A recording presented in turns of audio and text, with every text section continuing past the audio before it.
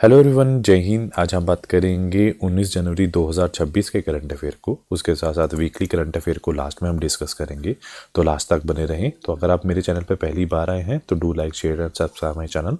तो चलिए स्टार्ट करते हैं। सबसे पहला जो क्वेश्चन ये पूछा गया है कि भारत का जो सबसे पहला सॉवरेन एआई जो पार्क है वो कहाँ पर स्थापित किया गया है, तो उसका जो राइट ऑप्शन है वो चेन्नई के अंदर स्थापित किया गया है। तो हुआ क्या है, जो सॉवरेन एआई पार्क है वो तमिलनाडु के चेन्नई में बनाया गया है और तमिलनाडु सरकार ने जो स्वयं एआई कंपनी के साथ इसका समझौता किया है। कितनी निवेश राशि लगाएंगे? 10,000 करोड़ रुपए इसमें लगेंगे और जो निर्माण अवधि है वो 5 वर्ष तक चलेगी। उसके साथ उद्देश्य क्या रहेगा? भारत के भीतर ही भारत को नियंत्रित, प्रशिक्षित और उपयोग की जाने वाली एआई तकनीकों का विकास करना और भारत को आत्मनिर्भर बनाना इसका मेन उद्देश्य रहेगा। और सॉवरेन का मतलब कि यहाँ पर क्या है? यहाँ पर इसका मतलब है कि एक ऐसा एआई सिस्टम जो पूरी तरह से देश या कंपनी के नियंत्रण में हो और उसका, ताकि उसका जो डाटा है या फिर उसका जो इंफ्रास्ट्रक्चर जो है वो किसी भी बाहरी देश के ऊपर निर्भर ना करना पड़े। उसके बाद जो हाल में ही सुर्खियों में जो रहे जो पार्क रहे हैं, जैसे कि पहला डिजिटल साइंस पार्क है केरल कोची में, पहला जियोलॉजिकल पार्क मध्य प्रदेश जबलपुर में, पहला एआई और रोबोटिक टेक्नोलॉजी पार्क बेंगलुरु में, पहला पूर्ण महिला स्वामित्व वाला एफएलओ औद्योगिक पार्क हैदराबाद में, पहला ई वेस्टिंग रिसाइकलिंग पार्क दिल्ली में, पहला जेंडर पार्क केरला कोझिकोड और पहला नाइट सफारी जो पार्क है लखनऊ में, सैटेलाइट फ़ोन से सुयोजित पहला national park Kaziranga national park Assam में, पहला डॉग स्काई पार्क जो है पैंच टाइगर रिजर्व मध्य प्रदेश, पहला रक्षा औद्योगिक पार्क केरल में, पहला साइक्लोन पार्क उत्तराखंड जो हल्द्वानी के अंदर खोला गया है। उसके बाद नेक्स्ट क्वेश्चन ये है कि हाल में ही जो न्यू विजिलेंस कमिश्नर नियुक्त किए हैं उनका नाम क्या है? उनका नाम है प्रवीण वशिष्ठ, उनका नाम है, जिनको as a new vigilance commissioner नियुक्त किया गया है। अब क्वेश्चन ये है कि विजिलेंस है क्या? तो जो सेंट्रल विजिलेंस कमीशन है वो भारत का एक सर्वोच्च भ्रष्टाचार निरोधक निकाय है, जिसकी स्थापना 1964 में हुई है। मुख्यालय इसका नई दिल्ली में है और ये एक आयोग है कि सतनाम समिति की सिफारिश पर बनाया गया था। रिपोर्ट करता है राष्ट्रपति को। उसके साथ साथ अगर हम देखा जाए, मुख्य जो कमिश्नर हैं उनका नाम है प्रवीण कुमार श्रीवास्तव। अगर हम मौजूदा की बात करें तो वो 19वें हैं हमारे कमिश्नर। उसके साथ साथ कुछ विजिलेंस कमिश्नर भी होते हैं जिनका नाम है एएस राजीव और प्रवीण वशिष्ठ, जिनका कार्यकाल जनवरी 2026 तक से चलेगा। उसके बाद अगर नियुक्ति कौन करता है इनकी नियुक्ति करता है राष्ट्रपति। तो ये एक जो सेंट्रल विजिलेंस कमीशन अधिनियम 2003 के धारा 4 के तहत ये काम करते हैं, आपको ये ध्यान होना चाहिए। उसके पास साथ साथ कुछ और नियुक्तियाँ हुई हैं, जैसे कि जो 23वें वित्त आयोग के अध्यक्ष हैं दिनेश महेश्वरी, जो भारतीय कृषि अनुसंधान परिषद के महानिदेशक हैं मांगीलाल जाट, राजस्व जो सचिव नियुक्त हैं अरविंद श्रीवास्तव हैं, एआईआईबी के उपाध्यक्ष हैं अजय भूषण प्रसाद पांडे हैं, गवर्नमेंट ई मार्केट प्लेस के सीईओ हैं अजय भाट, और उसके बाद है बीमा विनियामक विकास प्राधिकरण के जो अध्यक्ष हैं अजय सेठ, यूपीएससी के नए अध्यक्ष हैं डॉक्टर अजय कुमार, भारत मुक्केबाजी महासंघ के जो अध्यक्ष हैं वो अजय सिंह हैं, राष्ट्रीय सुरक्षा सलाहकार बोर्ड के प्रमुख हैं आलोक जोशी, भारतीय नौसेना के पहली महिला फ्लाइंग जो इंस्ट्रक्टर हैं दिव्या शर्मा, इंडियन जो सेमीकंडक्टर मिशन के सीईओ हैं अमितेश कुमार सिन्हा, उसके बाद एस्टीमेट कमेटी के जो अध्यक्ष हैं संजय जायसवाल उनका नाम है। नेक्स्ट क्वेश्चन में पूछा गया है कि हाल में ही अंतर्राष्ट्रीय मसाला सम्मेलन 2026 कहाँ आयोजित किया जाएगा? तो उसका जो राइट आंसर है वो कोची के अंदर जो है किया जाएगा। तो हुआ क्या है, इंटरनेशनल जो स्पाइस कॉन्फ्रेंस है 2026, जो ये 9वां एडिशन है, ये 23 से 26 जो फरवरी 2026 को चलेगा। स्थान है कोची केरला में। जो आयोजन करता है all India spices export forms, और जो उद्घाटन है अमिताभ कांत जो G20 के सीईओ हैं। जो थीम रहेगी वो स्पाइस 360 गेटिंग फ्यूचर रेडी, और जो मसालों की भूमि है हमारे देश की उसको हम केरल बोलते हैं, स्पाइस गार्डन। उसके बाद नेक्स्ट और भी सम्मेलन हुए हैं 2025 में और 2026 में, जैसे कि 28वां राष्ट्रीय ई गवर्नेंस सम्मेलन विशाखापट्टनम में, अखिल भारतीय स्पीकर सम्मेलन नई दिल्ली में, पहला त्रिसेवा सेमिनार रण संवाद 2025 मध्य प्रदेश में, भारतीय टूर ऑपरेटर संघ का जो 41वां वार्षिक सम्मेलन 2026 पूरी ओडिशा, 68 राष्ट्रमंडल संसदीय सम्मेलन जो है ब्रिजटाउन बारबाडोसा, 5वां एशियन इंडियन जो यूथ समिट है गोवा, अनुसूचित जाति जनजाति संसदीय समिति का जो राष्ट्रीय सम्मेलन है पहली बार दिल्ली के बाहर भुवनेश्वर में, 20वां ग्लोबल सस्टेनेबिलिटी समिट जो हुआ है नई दिल्ली में, सेमीकॉन इंडिया 2025 दिल्ली की यशोभूमि में, थर्ड जो पूर्वोत्तर विमानन शिखर सम्मेलन है ईटानगर में, international conference on a space 2025 Bengaluru Karnataka में, वर्ल्ड का जो 5th वर्ल्ड टी कॉन्फ्रेंस है कोची केरल के अंदर, और 5वां राज्यसभा सम्मेलन जो है जिसका उद्घाटन किसने किया है, गृह मंत्री अमित शाह द्वारा ये किया गया है। अगला क्वेश्चन में ये है कि हाल में ही भारत के जो 92 शतरंज ग्रैंड मास्टर बने हैं उनका नाम क्या है, तो उनका नाम है जो आर्यन वर्षने जो हैं वो हमारे 92 शतरंज ग्रैंड मास्टर बने हैं।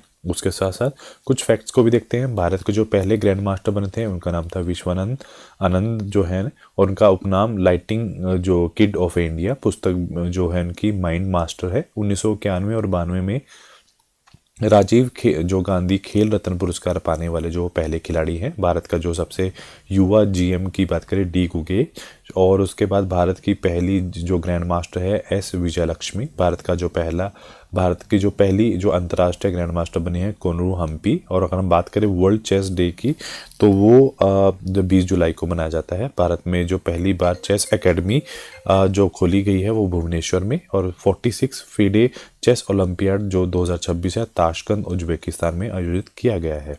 अगला क्वेश्चन ये पूछा गया है कि हाल में ही यमन देश में नए प्रधानमंत्री कौन बने हैं, तो उनका नाम है शाह मोहसिन जिंदानी जो हैं वो नए प्रधानमंत्री बने हैं। उसके साथ साथ जो नई नियुक्तियां हुई हैं प्रधानमंत्रियों की और राष्ट्रपति की उनको भी देखते हैं। चेक गणराज्य के नए प्रधानमंत्री बने हैं एंड्रेज बाइस, और चिली देश के नए राष्ट्रपति है जोस एंटिनो कास्ट। जापान की पहली महिला प्रधानमंत्री साना ताकाइची, और सालेश की राष्ट्रपति है पैट्रिक हरमानी, और जो नेपाल की पहली महिला जो इंटरिम प्रधानमंत्री बने हैं Sushila Karki.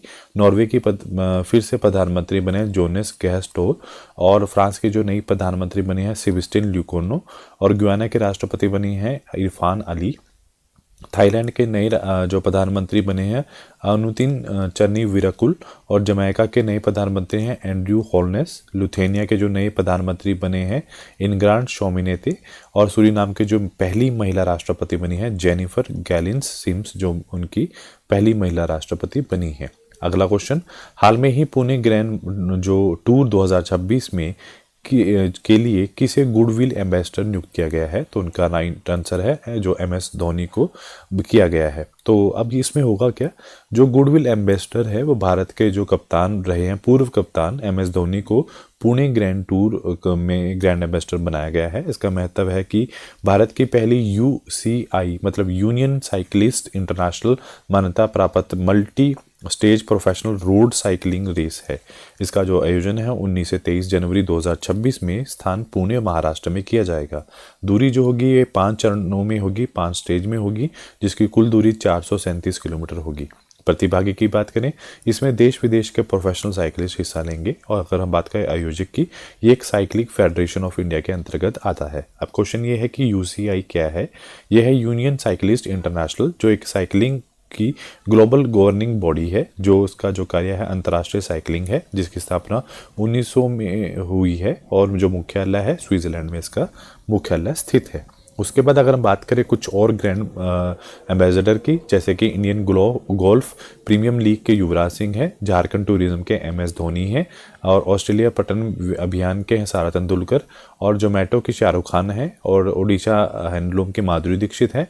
International Olympic committee के जो है अभिनव बिंद्रा हैं, और उसके बाद है लैंगिक समानता के लिए कृतिन सेनन है, लिवाइस की आलिया भट्ट है, पेरीप्लेक्सिटी AI की क्रिस्टियानो रोनाल्डो हैं, पंजाब नेशनल बैंक के हरमनप्रीत कौर हैं, हरियाणा राज्य महिला आयोग की शेफाली वर्मा है, ICC main T20 world cup 2026 जो होस्ट होता है इंडिया और श्रीलंका में, उसके रोहित शर्मा टूर्नामेंट एम्बेसडर हैं। 28वीं एशियन TT चैंपियनशिप जो है उसके शरद कमल उनके ब्रांड एम्बेसडर नियुक्त किए गए हैं।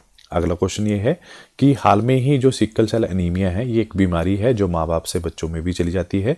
ये एक आनुवंशिक बीमारी है। उसकी जो विशेष स्क्रीनिंग होती है, उसका अभियान जिसका नाम रखा है अरुणोदय, वो किसने शुरू किया है? तो उसका जो राइट आंसर है वो महाराष्ट्र सरकार ने शुरू किया है। अब इसमें हुआ क्या है कि जो सिकल सेल एनीमिया है स्क्रीनिंग जो अभियान है ये महाराष्ट्र सरकार ने शुरू किया है। इसका मतलब उद्देश्य ये है कि राज्य के जो 21 जिलों में सिकल सेल के रोगों का शीघ्र पता करना और उपचार करना ताकि यह बीमारी को हम निकाल सकें।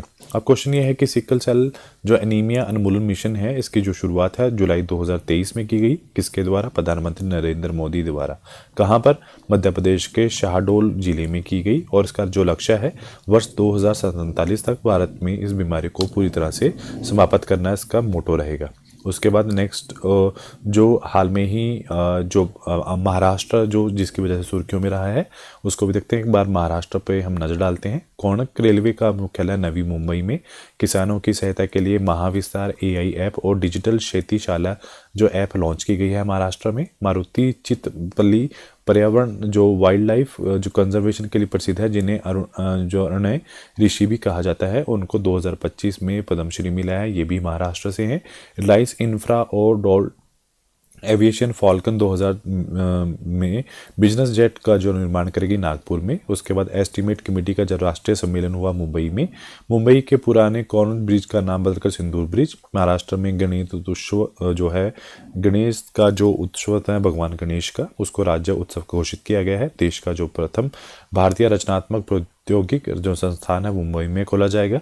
कृषि समृद्धि योजना महाराष्ट्र सरकार द्वारा शुरू की गई है। भारत की जो पहली AI पावर्ड आंगनवाड़ी है वो भी नागपुर महाराष्ट्र में खोली गई है।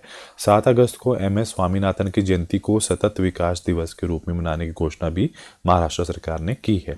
अगला क्वेश्चन ये है कि हाल में ही किस देश की नदी फिंके नदी दुनिया की सबसे पुरानी बहने वाली नदी को हाल में ही मान्यता मिली है? तो वो नदी ऑस्ट्रेलिया के अंदर चलती है। उसके साथ साथ अगर हम बात करें ऑस्ट्रेलिया की, तो ऑस्ट्रेलिया के एक महान खिलाड़ी हैं जो इनका नाम है एलिसा हिल, और ये एक महिला क्रिकेटर हैं जिन्होंने संन्यास की घोषणा की है। चिंतन दिवस ऑस्ट्रेलिया में 21 दिसंबर को के रूप में उन्होंने घोषित किया है। सोशल मीडिया 16 साल के कम बच्चों के लिए प्रतिबंधित कर दिया गया है ऑस्ट्रेलिया के अंदर। अगर हम बात करें शिक्षा की, ऑस्ट्रेलिया की जो विक्टोरिया यूनिवर्सिटी है 2026 में भारत के गुरुग्राम में अपना पहला कैंपस खोलेगी। अगर हम बात करें सेना अभ्यास की, तो ऑस्ट्रा हिंद 2025 का जो चौथा एडिशन हुआ है और वो ऑस्ट्रेलिया के साथ हुआ है। अगर हम बात करें स्वास्थ्य की, तो अल्जाइमर के इलाज के लिए लेकमैब जो है नाम की एक दवा दी गई है। अल्जाइमर क्या होता है? इसमें जो 45 साल के बाद जो मेनली कोई भी ह्यूमन होता है वो अपनी याददाश्त खोना ख़त्म कर दे, कम होना शुरू हो जाती है उसकी। अगर हम बात करें द्विपक्षीय समझौते की, भारत और ऑस्ट्रेलिया के बीच में जैविक उत्पादों के लेके समझौता पर हस्ताक्षर हुए हैं। उसके बाद अगला क्वेश्चन, हाल में ही दूसरा जो ग्लोबल बुद्धिस्ट समिट 2026 है वो कहाँ पर आयोजित किया जाएगा? तो उसका जो राइट आंसर है वो नई दिल्ली में आयोजित किया जाएगा। होगा क्या? ये कौन सा होगा? ये सेकंड बौद्धिक शिखर सम्मेलन होगा जो कि 2026 में चलेगा। और ये किस अंतराल जो आयोजक कौन करेगा इसको? इंटरनेशनल बुद्धिस्ट जो परिसर है वो उसको आयोजित करेगा, और जो स्थान होगा वो नई दिल्ली में होगा। और तिथि कब है? 24 जनवरी 2026। क्या विषय है? सामूहिक ज्ञान, एकजुट आवाज और पारंपरिक सह अस्तित्व। और उद्देश्य क्या है? सामाजिक सद्भाव को बढ़ावा देना। इसमें इस शिखर सम्मेलन में 200 से ज़्यादा विश्व भर से 200 से ज़्यादा जो गेस्ट हिस्सा लेंगे। अगर हम बात करें कुछ और भी सम्मेलन हाल में ही हुए हैं, जैसे कि हम बात करें प्रमुख सम्मेलन 2026 में जो हैं, राष्ट्रीय वस्त्र मंत्रियों का जो सम्मेलन है 2026 गुवाहाटी आसाम में हुआ है। जो क्षेत्रीय AI का प्रभाव सम्मेलन है 2026 राजस्थान में। आर्टिफिशियल इंटेलिजेंस इम्पैक्ट समिट 2026 नई दिल्ली में। प्रमुख सम्मेलन 2025 की बात करें तो मुख्य सचिव का जो 5वां राष्ट्रीय सम्मेलन 2025 है नई दिल्ली में। पारंपरिक चिकित्सा का दूसरा WHO ग्लोबल समिट 2025 नई दिल्ली। संयुक्त राष्ट्र पर्यावरण का 7वां सत्र 2025 नायरोबी केन्या में। जो उसके बाद विज्ञान साहित्य महोत्सव 2025 नई दिल्ली में। ग्लोबल AI कनक्लेव 2025 चेन्नई में। अर्थ समिट 2025 गांधीनगर गुजरात में। 60वां DGP IGP सम्मेलन 2025 रायपुर छत्तीसगढ़ में हुआ है। उसके बाद नेक्स्ट क्वेश्चन पूछा गया है कि भारत की जो पहली वंदे भारत स्लीपर ट्रेन किस मार्ग पर चलाई गई है, तो उसका जो राइट आंसर है हावड़ा गुवाहाटी पर वो चलाई गई है। तो हुआ क्या है, पहली जो वंदे भारत स्लीपर जो ट्रेन है उद्घाटन प्रधानमंत्री नरेंद्र मोदी ने पहली भारत वंदे जो भारत स्लीपर ट्रेन को हरी झंडी दिखाकर रवाना किया है। जो मार्ग है वो हावड़ा गुवाहाटी है। क्या क्या विशेषताएं हैं इसकी, ये फुली एसी है जिसके अंदर 16 आधुनिक कोच हैं और इसमें 823 यात्री को बैठने और सोने की क्षमता है। अगर हम बात करें दूरी की, लगभग 958 से 968 किलोमीटर की दूरी ये कर सकती है। स्पीड की बात करें 180 किलोमीटर प्रति घंटा। महत्व क्या है, ये है नॉर्थ ईस्ट और पूर्वी भारत के बीच में कनेक्टिविटी को मजबूत करेगी। उसके बाद अगर हम बात करें रेलवे की, तो रेलवे से जुड़े हुए कुछ करंट अफेयर्स बात है वायरलेस रेलवे परीक्षण जो चीन ने स्टार्ट किया है। रेलवे बोर्ड की अगर नियुक्ति की बात करें, अपर्णा गर्ग जो कि रेलवे बोर्ड की वित्त नियुक्त की गई हैं। नमो भारत ट्रेन जो है जिसकी जो भारत की सबसे तेज गति की एक ट्रेन बनी है जिसका जो परिचालन है गति 160 किलोमीटर प्रति घंटा है। आरपीएफ की बात करें तो पहली महिला निदेशक हैं सोनाली मिश्रा जो हैं, मतलब आरपीएफ का मतलब है रेलवे सुरक्षा बल। सौर ऊर्जा जो पहल की बात करें तो भारतीय रेल ने देश की पहली रिमूवेबल सौर पैनल प्रणाली का शुभारंभ जो है वाराणसी में किया है। एशिया की सबसे लंबी मालगाड़ी जो भारतीय रेल की रौद्र स्तर नाम की मालगाड़ी का ट्रायल रन है किया है, जो एशिया की सबसे बड़ी मालगाड़ी होगी। चलिए नेक्स्ट क्वेश्चन पूछते हैं। उसमें पूछा गया है कि 17वां त्रिपक्षीय अभ्यास दोस्ती का जो आयोजन है वो कहाँ किया गया है, तो उसका जो राइट आंसर है वो मालदीव के अंदर किया गया है। अब क्वेश्चन ये है कि एक्सरसाइज दोस्ती का जो ये 7th एडिशन है जिसको और कौन कौन से देशों ने भाग लिया है। भारत की तरफ से भारतीय तट रक्षक बल मतलब इंडियन कोस्ट गार्ड ने, श्रीलंका तट जो रक्षक बल है और मालदीव, मतलब 3 देश हैं भारत, श्रीलंका और मालदीव। कहाँ पर हुआ है, मालदीव की राजधानी माले में हुआ है। इतिहास की बात करें तो ये त्रिपक्षीय अभ्यास पहली बार 1991 में आयोजित किया गया था। विकास की बात करें, शुरुआत में यह अभ्यास केवल भारत और मालदीव के तट रक्षकों के बीच में हुआ था, बट 2012 में श्रीलंका ने भी इसे शामिल किया था जिसकी वजह से ये त्रिपक्षीय बन गया था।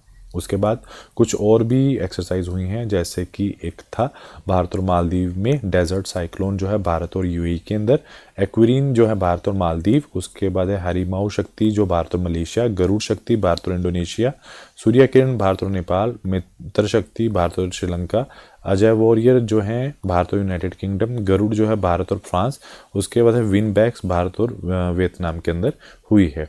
उसके बाद है नेक्स्ट क्वेश्चन, भारत सरकार ने किस देश में भारतीय की वापसी के लिए ऑपरेशन स्वदेश का जो शुभारंभ किया है, तो उसका जो राइट ऑप्शन है वो ईरान की बात कर रहा है। अभी आपने सुर्खियों में देखा होगा ईरान के अंदर बहुत झगड़े हो रहे हैं, there is a conflict between these people, तो उसकी वजह से जो भारत में जो बच्चे वहाँ पे जाके पढ़ रहे थे उनको वापस लाने के लिए ये ऑपरेशन चलाया गया है। तो ऑपरेशन का स्वदेश का क्या फ़ायदा है, तो ये काम है कि जो ईरान में चल रहे सरकार विरोधी हिंसक प्रदर्शनों के कारण भारत सरकार ने इसे शुरू किया है, ईरान में फंसे भारतीय नागरिकों को वापस लाने का। अगर बात करें हम आंकड़ों की, ईरान में लगभग कम से कम 10,000 भारतीय नागरिक मौजूद हैं, उनमें छात्र, कारोबारी और प्रोफेशनल्स हैं। 10,000 भारतीयों में लगभग 2500 से 3,000 जो हैं वो अकेले छात्र हैं। अगर बात करें हम ईरान की, ईरान है कहाँ पर, ये ईरान पश्चिमी एशिया में स्थित है। ऐतिहासिक नाम जो है इसे 1935 तक आधिकारिक तौर पर फारस जो पर्शिया के नाम से जाना जाता था। अगर राजधानी की बात करें, जो ईरान की राजधानी तेहरान है और जो सर्वोच्च नेता हैं वो हैं अयतुल्ला अली खोमेनी और वर्तमान जो राष्ट्रपति हैं मासूद पेजिशियन, और जो मुद्रा है ईरानी रियाल उसकी मुद्रा है। उसके बाद नेक्स्ट है कुछ और भी भारत सरकार ने जो ऑपरेशन चलाए हैं, जैसे कि ऑपरेशन हॉक आई स्ट्राइक जो है वो अमेरिकी सरकार द्वारा जो सीरिया में आतंकवादी संगठन ISIS के ठिकानों के लिए बनाया था। ऑपरेशन काल में उत्तराखंड सरकार ने जो लोग संतों और धार्मिक लोगों की वेशभूषा धारण करके ठगी करते थे उनके लिए चलाया था। ऑपरेशन जो शिवा है वो भारतीय सेना ने अमरनाथ यात्रा को सुरक्षित करने के लिए चलाया था। ऑपरेशन जो है मिडनाइट हैमर जो है अमेरिका ने ईरान के परमाणु ठिकानों को नष्ट करने के लिए बनाया था। उसके बाद ऑपरेशन सिंधु जो है इजराइल ईरान युद्ध के दौरान भारतीय नागरिकों को सुरक्षित निकालने के लिए बनाया था। ऑपरेशन 2 HIMARS-3 जो है तो ईरान द्वारा इसराइल पर किया गया जवाबी मिसाइल और ड्रोन हमला। ऑपरेशन राइजिंग लॉइन जो है इसराइल द्वारा ईरान के खिलाफ किया गया एक हमला। ऑपरेशन स्पाइडर वेब जो है यूक्रेन द्वारा रूस के सेना ठिकानों पर हमला जो करने के लिए द्वारा ये बनाया गया है। उसके बाद नेक्स्ट क्वेश्चन जो आज का लास्ट क्वेश्चन है वो ये है कि दुनिया का सबसे बड़ा 5G उपभोक्ता कौन है, मतलब कंट्री जो यूज़र देश कौन सा बना है, तो ये भारत से बना है। मतलब world second largest 5G country है। मतलब ये हम कब किसके बाद आए हैं, ऑटोमेटिकली है 5G सबसे ज़्यादा अभी चीन चला रहा है, तो उसके बाद सेकंड नंबर पर हम है। तो दुनिया का जो सबसे बड़ा 5G उपभोक्ता है वो अब वो भारत बना है दूसरे नंबर पर। अगर पहले की बात करी जाए तो वो चीन है। मतलब यहाँ पर अगर बात की जाए भारत की तो यहाँ पे 40 करोड़ से अधिक ज़्यादा हैं लोग हैं जो 5G के ग्राहकों की संख्या है। मंत्रालय की जानकारी जो है हमारे केंद्रीय संचार मंत्री जो है सिंधिया के अनुसार चीन के बाद हम दूसरे स्थान पर हैं। उसके बाद बात करेंगे हम आज वीकली करंट अफेयर्स की।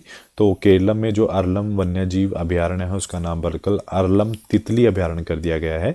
नीति आयोग के जो कहने पर जो निर्यात तैयारी सूचक 2024 में महाराष्ट्र सबसे ऊपर है। राजस्थान के नागौरी अश्वगंधा को GI टैग मिला है। यूरोपीय संघ की अध्यक्षता साइप्रस ने संभाली है। भारत का पहला क्रॉनिक किडनी रोग रजिस्ट्री जो ओडिशा में शुरू किया है। पश्चिम बंगाल ने मुरी गंगा नदी पर गंगा सागर सेतु की आधारशिला रखी है। कर्नाटक ने 44वें राष्ट्रीय खो खो चैंपियनशिप महाराष्ट्र में हराया है। मतलब कर्नाटक जीता है इसको महाराष्ट्र को हरा के। 2025 में महिलाओं के लिए सबसे सुरक्षित और जो सबसे अच्छा जो शहर माना गया है वो बेंगलुरु है। अगर हम बात करें अपार ID की तो उसमें जो निर्माण में छत्तीसगढ़ सबसे आगे रहा है। और आज का जो लास्ट क्वेश्चंस हैं वो गुजरात के मुख्यमंत्री ने कैंसर का जल्द पता लगाने के लिए आशा ट्रेन जो मोबाइल यूनिट लॉन्च की है। केरल में पेपरलेस कोर्ट प्रणाली शुरू की गई है। भारत ने जापान में पीछे छोड़कर विश्व की चौथी अर्थव्यवस्था का दर्जा प्राप्त किया है। भारत ने पहली हाइड्रोजन चलित जो ट्रेन है वो हरियाणा में दौड़ेगी। उर्मिला जो सत्यनारायण हैं उनको नृत्य कला निधि पुरस्कार से सम्मानित किया गया है। विराट कोहली 28,000 रन पूर्ण करने वाले दुनिया के तीसरे बल्लेबाज बने हैं। IIT पटना ने अनुसंधान को बढ़ावा देने के लिए सुपर कंप्यूटर लॉन्च किया है। और लखनऊ में जो दृष्टिबंधित लोगों के लिए पहली ब्रेल लाइब्रेरी खोली गई है। पश्चिम बंगाल की जो पहली महिला मुख्य सचिव है उनका नाम है नंदिनी चक्रवर्ती। गोवा का नया जिला जो बना है उसका नाम है कुशावती जो गोवा का तीसरा जिला बना है। तो आज के लिए इतना ही। Do like share and subscribe my channel. Thank you so much.